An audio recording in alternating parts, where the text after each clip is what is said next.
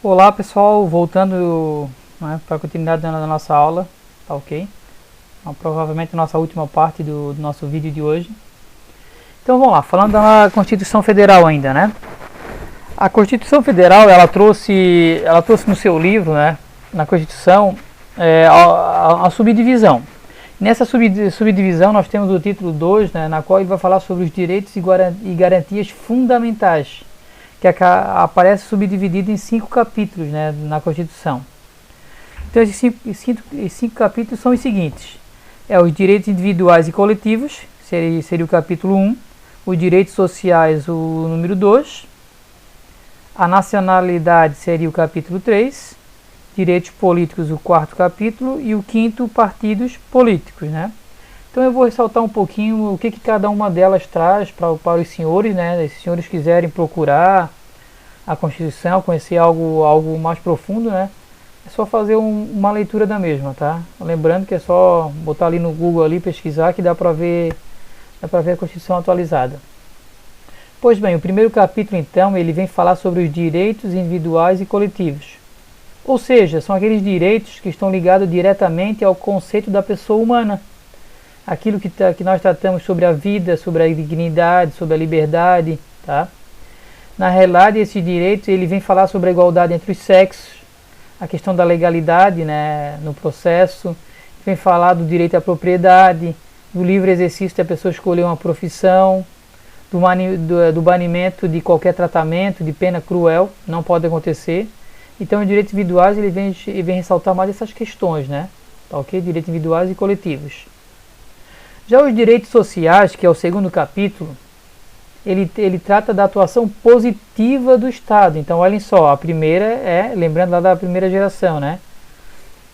Já o segundo aqui, direitos sociais, é a atuação positiva do Estado, ou seja, visa proporcionar melhores condições de vida e igualdade social. Ou seja, o Estado deveria promover o bem-estar social, né? Ele deveria fazer a sua função, eu vou usar a palavra deveria, né? Porque ele deve fazer, né? Mas ele deveria, a questão atribui isso para ele, né? E garantir isso, proporcionar condições de vida, né? De uma maneira digna. Então o Estado tem que promover o bem-estar social de todos, tá? E aqui nós podemos ressaltar os direitos sociais à educação, à saúde, à alimentação, ao trabalho, à moradia, o transporte, o lazer, a segurança, a previdência social, etc, né? Sem falar também da associação sindical e o direito de greve, né? Então, para a gente pensar, os direitos sociais envolve o grupo, né? Envolve a comunidade no todo. Já o indivíduo, o primeiro capítulo seria aquela questão do Estado dar mais liberdade ao indivíduo, né?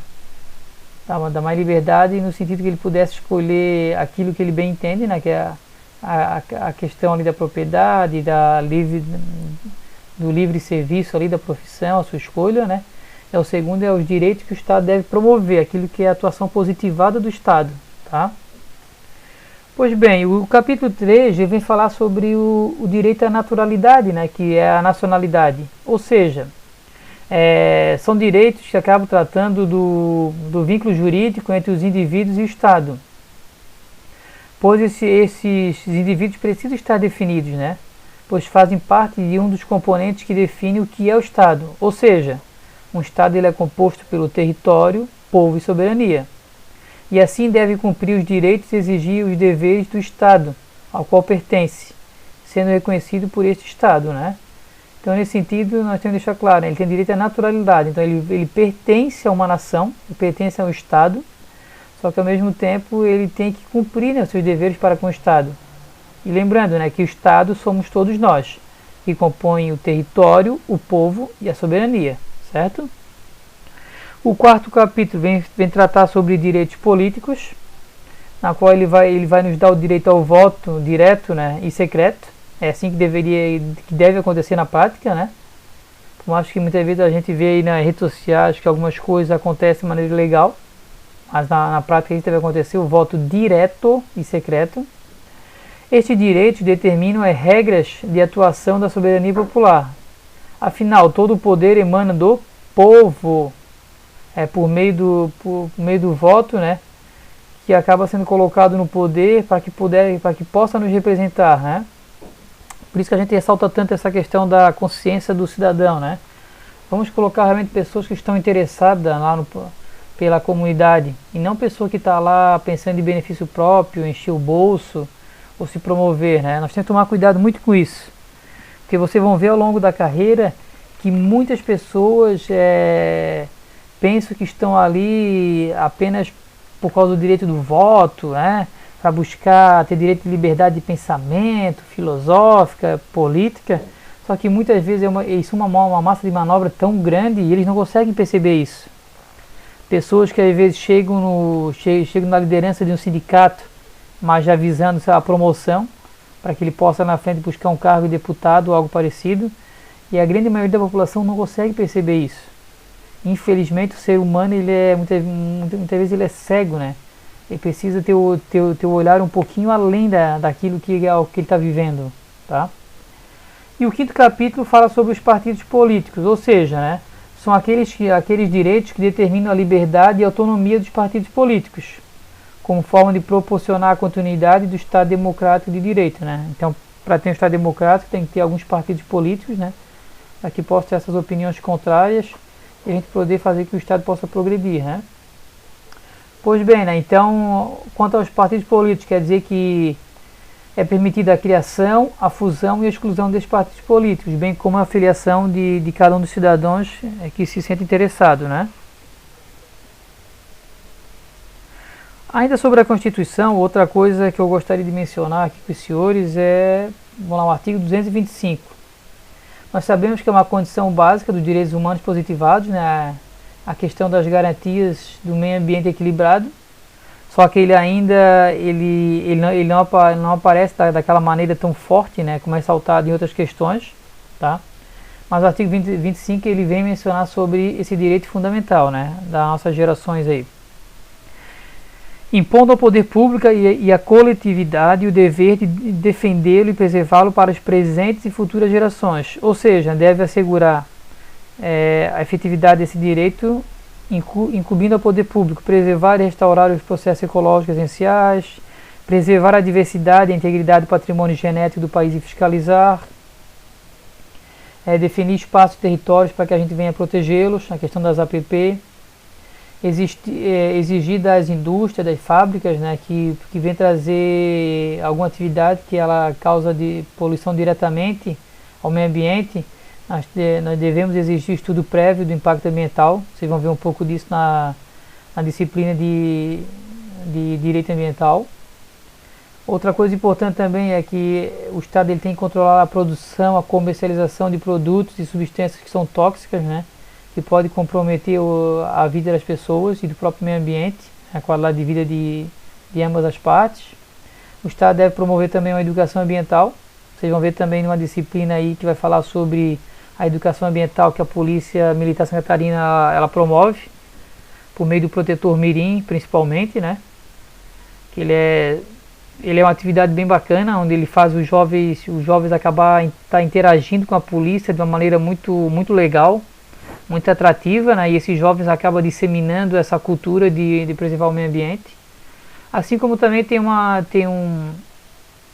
outro projeto que a Polícia Ambiental desenvolve, que é o PUMA, né, que é trabalhar com as crianças menores. Porque o protetor mirim é mais com os adolescentes já, e o PUMA seria trabalhar com os menores na própria escola, tá? E por fim aqui o inciso 7, aqui ele vem dizer que o poder público compete proteger a fauna e a flora, né? Quem trabalhar no Copom aí, fazendo estágio, né, vai notar muito essa questão. Algumas ligações vai ser para proteger a natureza, né? Proteger o meio ambiente, pessoal construindo de maneira irregular, pessoal muitas vezes durante a construção ali acaba matando os animais que estão ali, né? Então é importante a gente pensar nesse todo, né? Pois bem, continuando aqui, eu quero trazer também um destaque que é o artigo 136 e o 137 da Constituição, né? O 136 ele vem falar sobre o estado de defesa e o 137 do estado de sítio. É importante a gente conhecer um pouquinho sobre isso, né? Pois bem, são medidas extraordinárias para a preservação e restauração da ordem pública, das garantias constitucionais. Geralmente eles são acionados quando ocorre uma ruptura da ameaça da segurança nacional, E essas hipóteses que geralmente são acionadas são 4 hipóteses. É quando ocorre uma grave perturbação da ordem pública, podemos mencionar a questão ali da greve dos policiais lá no Nordeste, onde essa perturbação ela veio comprometer a ordem pública. Não é à toa que foi chamado a Força Nacional para estar lá, teve várias pessoas envolvidas para que pudesse acabar com essa greve, porque ela pode realmente perturbar a ordem pública e comprometer toda a sociedade, né? Assim como nós vimos aí nos noticiários a quantidade de mortes que crescia por dia, era algo terrível, tá? Nós temos também aqui o segundo ponto, o grave comprometimento da paz social, que aqui envolve a questão de, muitas vezes aquela questão de movimentos sociais, estar na rua, estar promovendo vandalismo, né? Então imagine, tá lá na rua e começa a ter um confronto lá de 2 movimentos sociais, o pessoal que é a favor do Bolsonaro e o pessoal que é a favor do Lula, né? Isso é algo que pode comprometer a paz social se espalhar, né? Nós podemos ir para a rua, levantar a bandeira, agora não entrar em confronto, né? Então isso é algo importante de pensar. Também ameaça a integridade do país, que seria no caso de guerra, né? E ameaça o funcionamento das instituições vital da nação. Isso aqui é uma coisa que ficou bem ressaltada em 2018, né? Nós vimos essa questão aqui na greve dos caminhoneiros, porque teve momento aqui que, principalmente nós, Santa Catarina aqui, a polícia teve que agir e teve que fazer com que o direito de vir não fosse impedido, que as pessoas pudessem circular, e principalmente aqueles caminhoneiros que estavam ali para trabalhar que pudessem agir. Porque infelizmente, apesar de parecer ser uma greve, tinha muitos partidos políticos envolvidos ali. Eu, por exemplo, conheço muitas pessoas que estavam paradas, mas porque foram obrigados, pessoas que furaram o pneu deles, que danificaram o veículo deles, que ameaçavam eles de morte. Então, infelizmente, eles ficaram parados ali muitos dias, às vezes até sem condição de se manter, mas porque foram obrigados. Pois bem, para nós conhecer então um pouquinho, né? Então vamos lá. Deixa eu mostrar tudo aqui primeiro. O estado de defesa ele acaba sendo uma medida que ele é mais branda, né, do que o estado de sítio.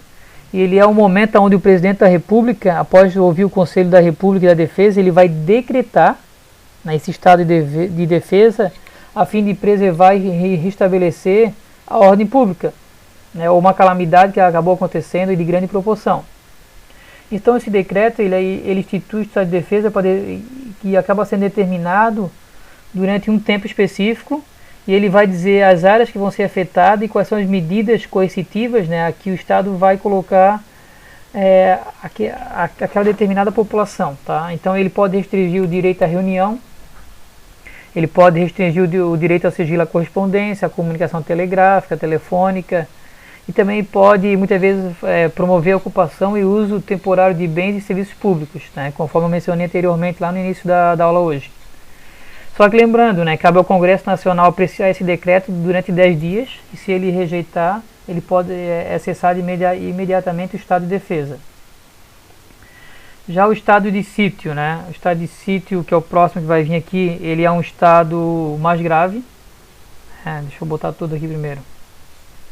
Ele é um estado mais grave, onde o presidente ele não vai decretar, ele agora vai solicitar. Então o sítio solicita ao Congresso, né, para que possa ser decretado estado de sítio. Então isso ele vai decretar quando o estado de defesa foi ineficaz, né, não conseguiu fazer aquilo que ele desejava, ou quando tem uma declaração de guerra, né, iminente. Então vai ser decretado estado de sítio. Pois bem, né, esse estado de sítio também ele tem que indicar a duração que ele vai ter e as garantias constitucionais que irão ser suspensas, né? Lembrando que o estado de sítio, principalmente em caso de guerra, né, praticamente toda a garantia, todo o direito constitucional ele vai ser suprido, né, em favor da manutenção da nação.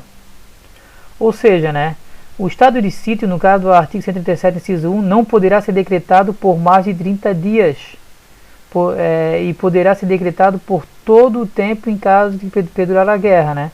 Então, se for algo, vamos dizer assim, que dá para resolver algo interno aqui, ele deve acontecer em termos de 30 dias, tá? Mas se ele for uma guerra, ainda não tem o tempo determinado, até terminar a guerra, né, pessoal? Então, para vocês entenderem que Infelizmente, alguns direitos nossos podem ser suprimidos, né? Direitos fundamentais no estado de defesa ou estado de sítio. Tá? Isso é importante ressaltar aos senhores, tá ok? Até o próximo vídeo para nós finalizar a aula então.